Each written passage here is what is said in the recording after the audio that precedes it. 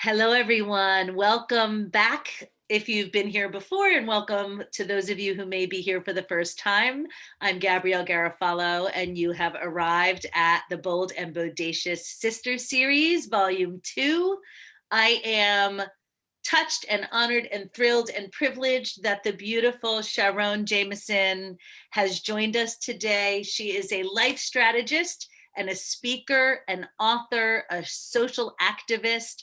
She has her own company called the Jamison Group, and she's a minister. So we are going to get into it today with SharRon. So first, I just want to say thank you again so much for giving me your time during this Black History Month. I am deeply privileged. Oh, thank you so much. I'm so grateful for the opportunity, but I'm also touched that you know that this is so important and so relevant and so needed for now. And so thank you so much for a demonstration not only of sisterhood but allyship. So thank you so much for the time. Wow. Thank you. That is very touching. And something actually, I'm really so for the people, SharRon and I met through a private group that is run by a very powerful, awesome millionaire Black woman entrepreneur and former attorney named Rachel Rogers. And we have a work session after this called Show Up and Slay, where we sort of co-work together. And what I'm working on, SharRon, is this week's blog, launching my first interview for the series of Volume 2 and talking about racism in my family. So it is really hard for me right now to go there. So I really appreciate your words of encouragement, to continue to be a stand for this place, and really to use my white privilege to have uncomfortable conversations for white people. I never want to put my sisters in more discomfort than they have already suffered, and to shine a light on all of the beautiful conversations I've been able to have. This is my first chat in the series with a minister. So I am thrilled to dig in. So let's Well, do it. let's go So for it. first of all, please share with us, how do you identify both your pronoun and also how you identify ethnically and in your family if you have one, and a little bit about you. Sure, sure. My pronouns are her and she. I am totally African American woman, honored to be African American. I also have Cherokee in my family, my great grandmother. So totally connected to that part of me. I am a mother. My son will be 27 at the end of this month. Yes. And he is a wonderful young man that he was raised into religions.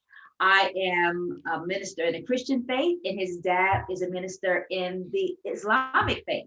And so he was raised understanding the beauty of God and understanding that God is beyond doctrines and religions, that God is bigger than gender, that God is bigger than color.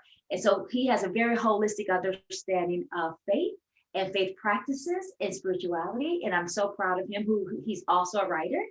And I look at myself as not only a minister, but I'm also in corporate America doing some really good work around healthcare and health disparity, and also working a lot on different initiatives around diversity and inclusion and belonging and justice, as well as in the pulpit, because I believe that Jesus is connected to justice, that Jesus is a liberator. And so I bring all of that, all the different parts of who I am to every experience, because I believe that we are stronger when we look at ourselves through the lens of wholeness and not compartmentalize ourselves so we become fragmented. And so I'm grateful to be all of who I am. And I'm still learning about the different parts of me that I am starting to uncover, that got hidden and buried under oppression of racism and sexism. So I'm still digging out of that to understand who God created me to be. Mm. I'm just letting that sort of, I just felt like I went to church. So Um, whew. So that is so beautiful. And before we hit record, just a little, I should start recording the behind the scenes, but I don't yet. So SharRon and I were discussing it's Black History Month. I really like to dig into conversations about race, especially in this moment. We just had an insurrection from white supremacists standing on behalf of a sitting president, and now we have people in the Republican Party who are claiming that he didn't do it, and that wants like people like Alexandria Ocasio-Cortez to apologize. And I'm so excited that you're willing to go into some of the uncomfortable conversation, because so the point about what I was going to say about what we spoke about right before is how you are very well educated, not only in the church, right, and in really, being a minister is far beyond the preaching, right, to your congregation. You are well educated in religious studies. Obviously, if you had been connected to your to your son's father, right, who you said was a minister in the Islamic faith, so like deep religious connection and understanding. And you talked about digging out of sexism and racism.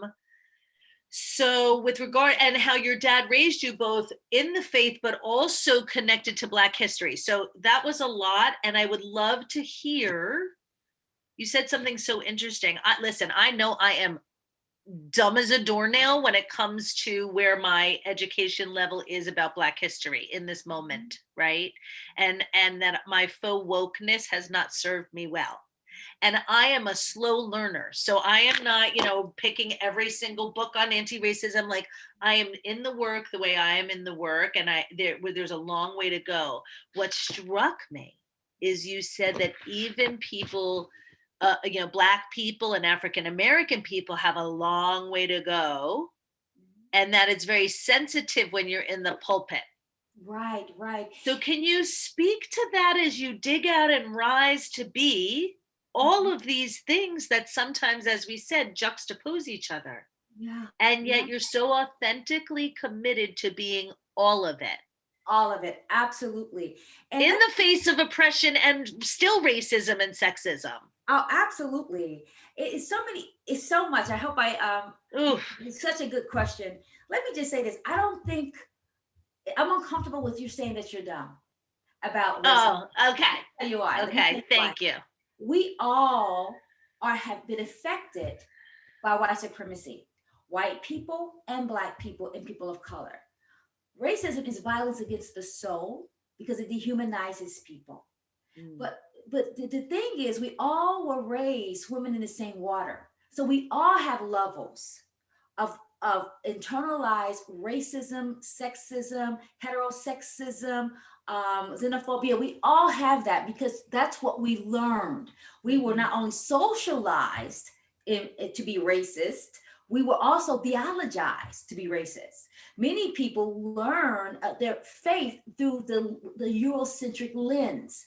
And so as a result, it was really important to understand that we will be on the journey for the rest of our lives to decolonize our thinking, especially Black people, and to start to decenter whiteness as the standard, as the default, as the substratum of all that's good and that's great. So it's a process, it's a journey. One of the blessings that I think that helped me, my father was a minister, so I saw my father preach in the pulpit, but he also was involved in two very important organizations. One was called Project Equality.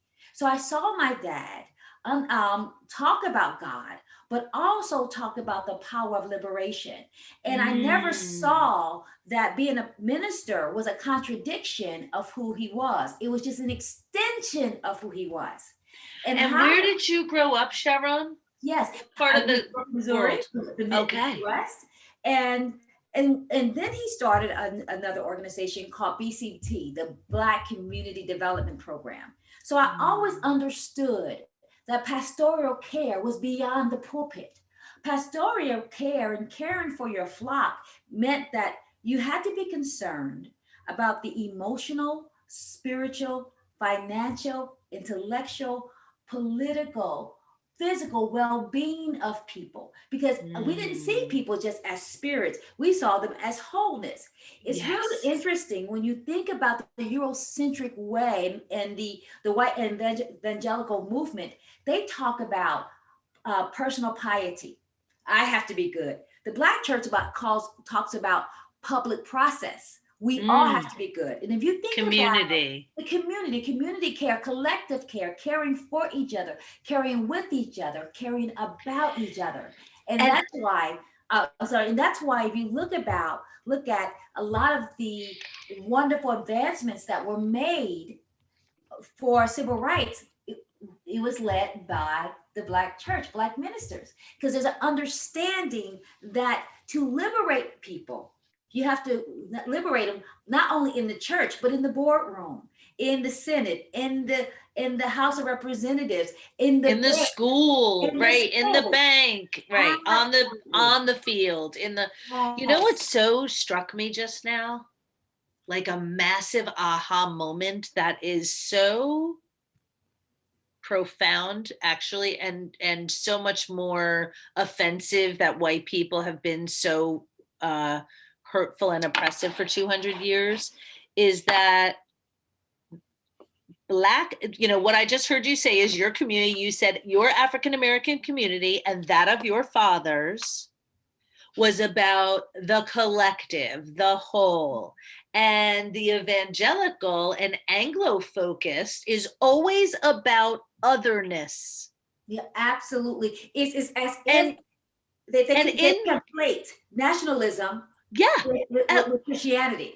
well, and also I think we could go down a whole, oh God, this would be so much fun to do over, I love a cocktail, but to have a long chat with you about, about how I think institutionalized religion really is the opposite of what God wants, which is togetherness and Yeah. love. And it's like, we don't have to understand how you could believe certain things, right? Like some of my dearest friends are Jewish, and I'm like, yeah, you're not down with Jesus. Like, I don't get it. Like, what's with that? And I'm still down with it. I understand. I don't have to. I still know that they love God and they love me and we love. I sort of see it as one God, right? What I think is so Right. incredible, the next level of incredible, is that in the face of oppression and slavery and being Mhm. held down by white people, you still come from a place of collective. Right. Part of that is where my faith comes in. If you look at African cultures and indigenous cultures, it, And you're there both, which is so gorgeous, was right? based on relationship. It was relationship with ourselves, relationship with others, relationships with the environment, relationships with nature. And if you don't understand that you are a part of something, in relationship with something, you have mismanaged it and mistreated. Look at our environment. Look how we treat other people. And so when you understand the basis of God, that there is a horizontal relationship, us to God, but then us to each other, that's the cross. And so you have to be Mm. equally as concerned as how I serve God, but as I serve others, because I am the hands and the feet and the mouths of God here on earth. And so Hmm. I understand that I have a commitment to demonstrate the love of God. But demonstration also means liberation, means fighting, Hmm. fighting for my right to exist outside of supremacy, outside of being trapped and minimized and marginalized. It's interesting when the Black Christians, when we were indoctrinated to Christianity, it was very Eurocentric. Why? We were taught a form of Christianity to keep us subjugated. That's Mm. why it's a problem when the first missionaries were also our oppressors. Yes. And so if your missionary is your oppressor, and it was a punishment to learn how to read the Bible for yourself, we were at the mercy of an interpretation that made me say I was nothing and I was worthless, that my only goal in life is to serve and to be a second-rate citizen. That's not God. And that's why the oppressors, the sellers didn't want us to read. We understand I look at God and I look at Christianity through the eyes of liberation of Moses, set my people free. And so I have a very Mm. different understanding. I also understand the Bible through Jesus. Jesus didn't have all these different classisms and cliques and Right. clans and sexism. The if the women walked with Jesus and bankrolled Jesus just like the men did. But we also understand that patriarchy influenced everything. So I'm very careful. And even my pastor, our senior pastor, his name is Dr. Kenneth Samuel, we call God she and he, which is revolutionary for a I Black was church. just going to ask you that. Do you believe that our Almighty is, I think it is most definitely he, she, Yeah, I or think she, he God is so big that God is bigger than gender. defies gender, right? And Because I believe that, as we're seeing, so, and I just did a transgender sort of extended coaching training yesterday about inclusion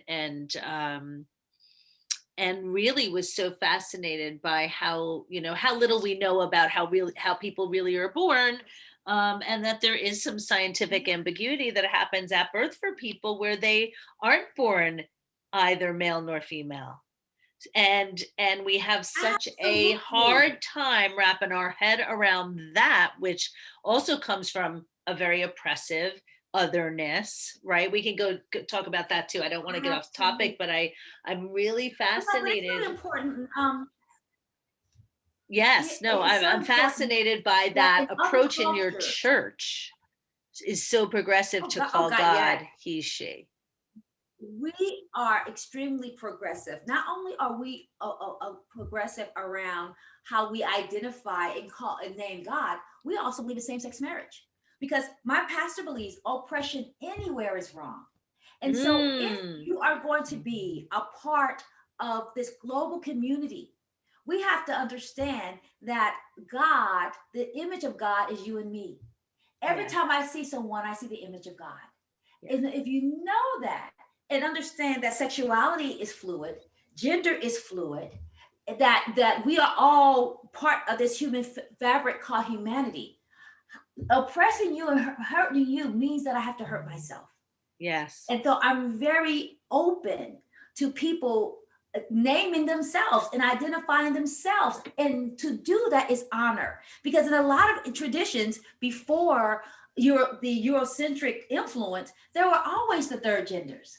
Hmm. So the indigenous people always had the third genders. There were always people, there was always an understanding that some people were two spirited and they were revered. Hmm. They came stigmatized under the Eurocentric interpretation that it was something bad. I think people who have both genders and both, we all do, but express them both, I think how awesome. And so I Yeah. celebrate that. And so I am so welcoming, and our church is so welcoming of people who have the courage and understand their divinity enough to identify themselves. That's power. Yes. Oh my gosh, that is so good. That is so beautiful. So, are you allowed to share the name of your congregation in case Oh people yeah. are looking for Oh, you? sure. So I'm just one of the ministers. Our founding pastor, our church is called Victory for the World Church. It's in Stone Mountain, Georgia. How funny is that? Stone Mountain was the epicenter for the Ku Klux Klan. And so here you have a very, No. See, I yeah, did not know that. so here you have a very progressive Black church that that is open to marriage equality and that we allow everyone to be who they are, and we're doing it in the hub, old hub of KKK. What a powerful place! But that's how God Oh is. man. That is how God That's is. how God God is. God will not allow the oppression to stand, I mean, I listened to someone on Instagram who I really love, this man named Scott Stabile, I think is how he says it. And he said, it's so crazy to me that we can't figure out that love is the answer. And I'm watching humanity continue to reject it when it's right in front of us. And he was really frustrated, and I really could see him. And I invited him to look at, what if the people who can't see it aren't resistant. It's simply in their blind spot because they are so deeply wired to the lizard brain of fight or flight. And when they see something they can't understand, it feels scary to them. It Mm, feels threatening to them. It feels intimidating. I'm always fascinated by how, as I look, even how I was raised in corporate America as a young feminist woman, how many times my oppressors were women, because women were trained through the patriarchy that mm, if I got something, you couldn't get it, that there wasn't enough for us both, that I had to fight you for it instead of fighting all the men at the top for it. And I really, I'm really wanting to undo all of that. There isn't enough, and come from, the loaves and fishes, right? right. That's there are a couple of things that you said that I think is important to unpack. When people say that they want love, there can be no love without justice. Hmm. And so you can't love me if you expect me to settle for a level of citizenship that's less than yours. That's not love. Right. And when people say that they don't know, that's privilege. Because to me, we know what we feel is important. If you can go on Google and learn how to make a cake, you can go on Google to learn how to build a house. You can Right. also Google anti-racism. So when people say that they don't know, Oh, that is a cop out. It is privilege. It is trying to it's avoidance, and not only that, is disrespectful. Tells me that you don't care enough about people who don't look like you to do research. We like research to Ted apply our Cruz, kids' school. Yes, it's crazy. We right? research how to take care of a dog. We Like research Hawley. school. So Yeah. so when we don't care about the impact and the context of another human being, don't tell me you love me. You can't love me Yes. without respect. And so that's privilege speaking, and I call privilege out. And I think people don't know what privilege is like because they have been inculcated and socialized in this sense of supremacy. So sometimes it's not a blind spot. It's a blind spot means I can't see. People Right. are being blind because they don't want to see, because the So information good. has been there. We have been in slavery for 400 years. People say 200 years. So wait a minute, this is 400. You talk about the since the 1500s. There have been some way, some 400 years of denial of a human being's rights, 400 years of degradation and savagery and slavery, 400 years of making of oppression. You're going to tell me you just didn't know? No, it wasn't important. And that's why there's no healing, because people won't tell the truth. The truth is you didn't think it, well, not you, people, the Yeah, dominant yeah, yeah, yeah. culture No, and me, did not, really. did not think it was important enough to research. Yeah. This thing is, if your daughter got sick, if you love her, you will move hell and earth to find the right doctor to cure her, right? Amen. But that wasn't happening. So you Right. can't, so people can't say they love me. Oh, I didn't know. You chose not to know. And I push back on that. I push back on that, not from a place of anger, but from a place of, let's be honest. You were not Yeah. invested. You were Well, not and yeah, invested. you're angry. I'm going to invite you to say, like, yeah, own your anger. You are angry. You have every right to be. I can feel your fire, right? And Yeah. I like that you called the blind spot out for not being one. And I'm going to say that that is awesome. And I can't wait to go back on Instagram after that and clean that little shit pile up, pardon my French. That's okay. I Because think I it's just so, got schooled, and I'm going to tag you for the conversation if that's all right with you, yeah, because please. I love it. I so this is why I love doing this series. I am just so entangled in my own privilege. See, people, like it's just, and that moment was a blind spot, like that I would thought I was doing something good, right? And really, I'm giving people who choose not to pay attention more benefit than they're worth. You're And giving I them a think, pass.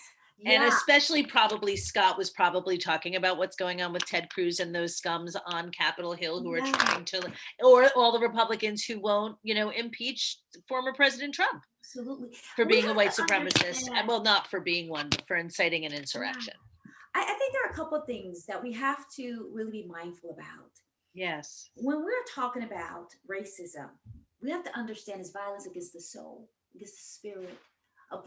It is a way of snatching a person's dignity and humanity away. And I think that we hear the word, but we don't understand the impact of the word, of wealth, of brutality, of education, of opportunity, of freedom, of safety, of healthcare. We use a word like race. Now, understand it affects every aspect of our lives. And if we don't get it together, we're never going to have peace. Peace, no justice, no peace. We always know that. But it's a part of it. It's up to white people to dismantle it Right. they created a system. But here's the hard thing. But they have to be uncomfortable. I find even when we're talking about diversity, even in corporate America, it's always the black people leading the charge for diversity. And you get white people, can we be honest? They opt out. When everything was happening in 2020, George Floyd, everybody was, oh, diversity, diversity, diversity. And then now you see how quiet it is. Because dealing with race and trying to fight for liberation takes spiritual stamina. And a lot Right. of people have not developed the spiritual stamina for the race. Black people, I started getting prepared for this journey of liberation when I was 2 and 3 years old. It's called survival. But Mhm. what happens is a lot of white people, they just start the journey of 30 and 40. So they In never safety and develop privilege. Right. safety and privilege and never develop the internal Mhm. spiritual infrastructure for a long-term battle. A long-term Yep. fight. Yep. And so I understand that I will fight forever and that I don't have a choice. And it's never a contradiction to fight. Yeah. It's the extension. I have to be a revolutionary. If not, I will suffer. Is that Yes, and you're coming from a place of love and justice, so it's not, what's not to fight for, yeah, right? And yeah. I think that's so beautiful. And someone asked me, I think recently, like, well, how long are you going to do the series? I was like, I guess forever until everybody's free. So not to be, a pessimist, because I'm like the eternal glass half full person.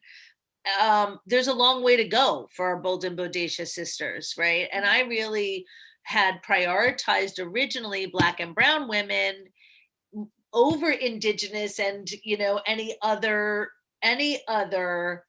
ethnicity because of just how struck I was by my own faux wokeness and how called I felt to get some clarity into the places I know people are watching me, Mm.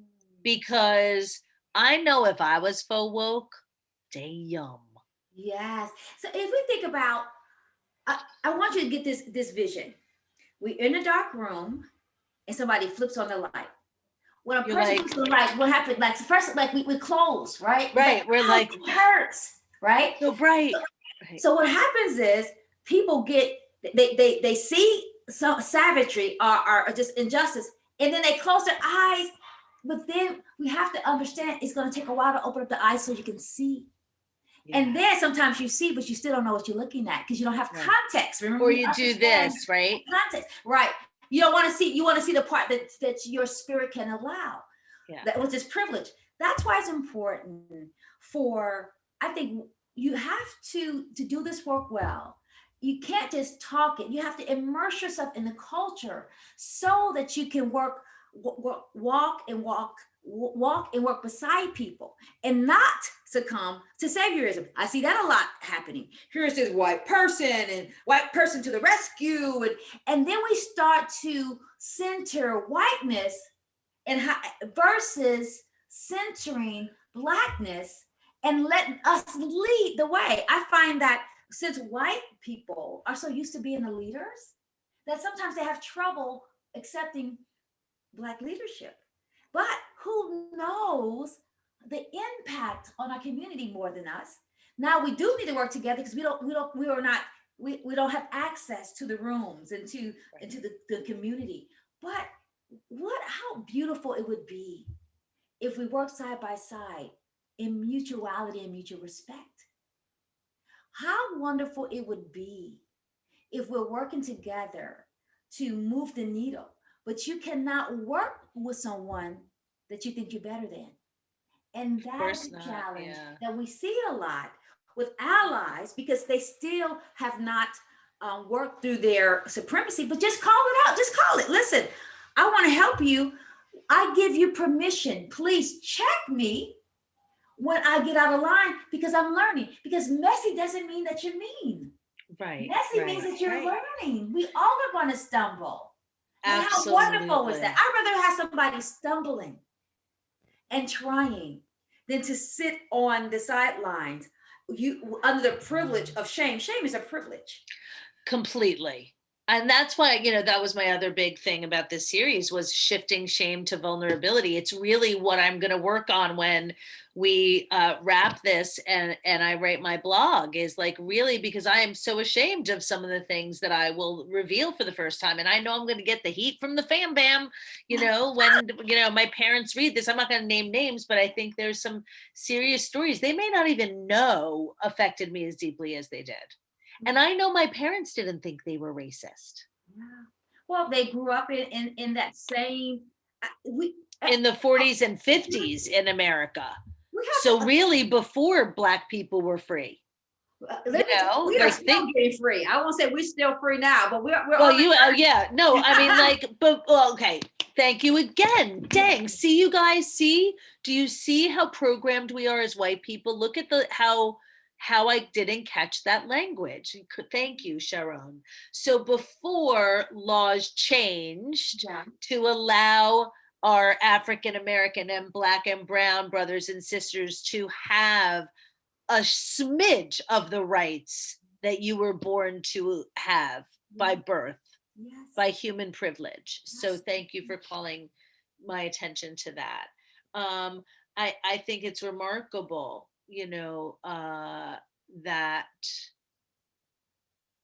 I feel that, I will be working, I'm 53, I'll be working for the rest of my life, hopefully having these conversations with amazing, women and those who identify as such, have these conversations because we have so far to go. Yeah, we have a long way to go, but I'm optimistic. One of the chapters in my new book is called something I learned from my elders.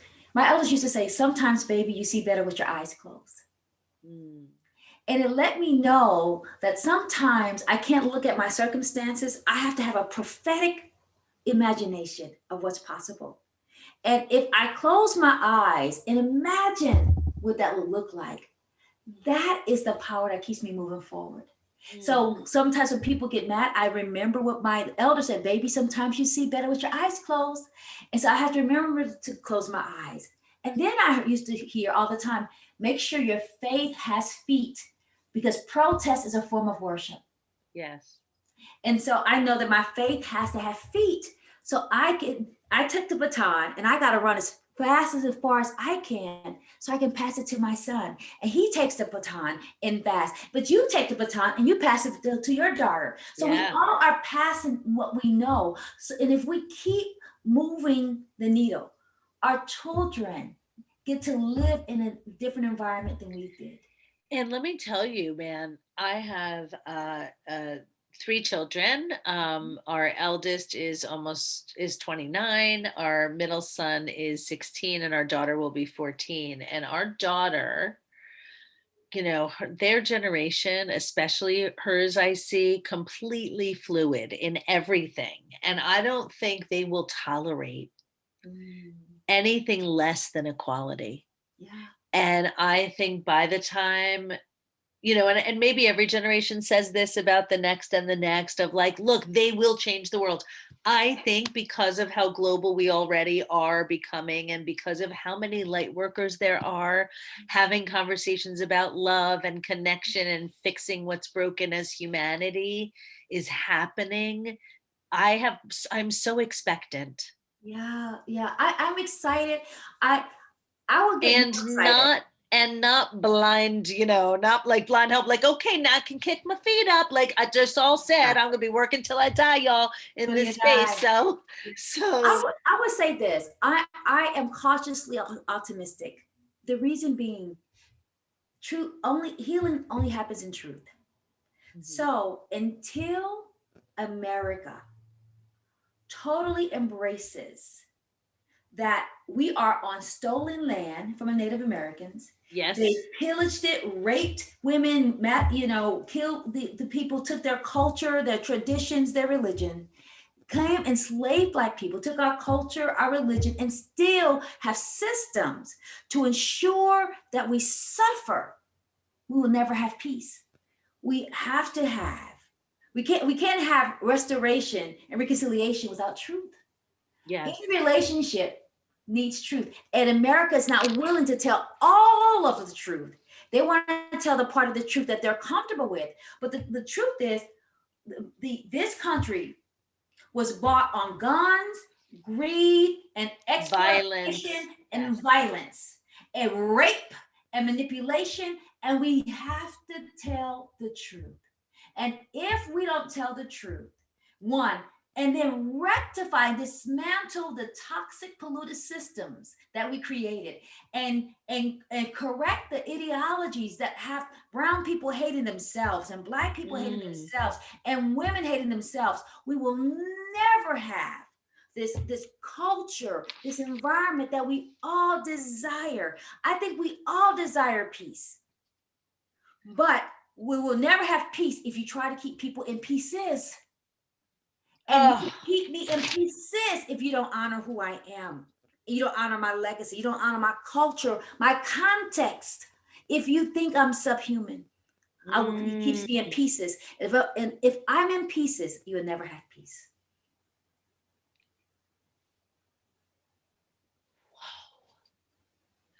There are two things I'd like to say.